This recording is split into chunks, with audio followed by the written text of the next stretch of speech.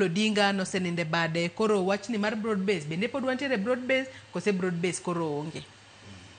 Kamano Joyce amokuongo nitie weche mane Raila wacho gi president kaka weche ma winjo mar compensation ma joma notho ndalo maandamano. Gima nya wacho en ni compensation ok en gima Raila wacho gi Ruto, en duty mar president mondo make sure ni ngata manotho nyaka chul gi serikal. Mano gima onge manotho e kinde ng'anyo. Manotho e kinde ng'anyo. Kane Gen Z gore mondo walok temo mane piny kae. Koro gima timbre ni kata Raila no wacho kode kata noko wacho serikal nonego jo dalawa kendo nego ji mang'eny kabisa. Koro president onge yo mora mora nyaka otigi chik mar Kenya ka mochul ji. Inonge option. In fact gisebudho sana kapok kichako kata process no. Process ko chaka ni to siasa donje hii. Koro ana yuak na joluo kabisa. Kenya weche tek sana kabisa sani.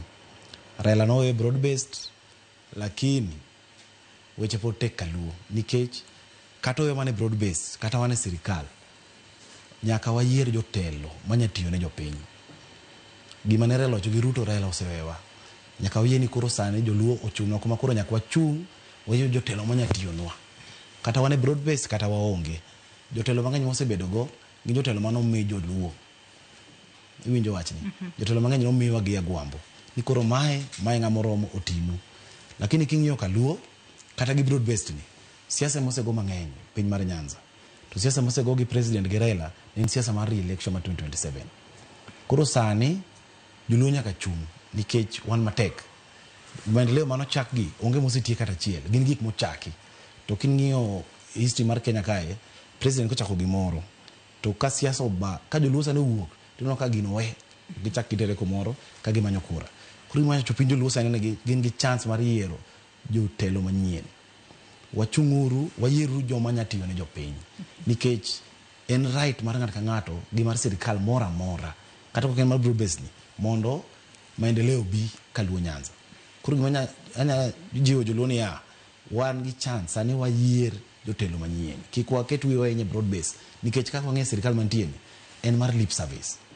Dhogi mit kabisa lakini tiyo tin.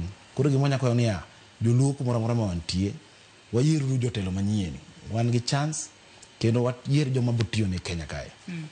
Koro wach broad base ni okorach lakini wang'iye mayot, wang'iye gi iye kabisa.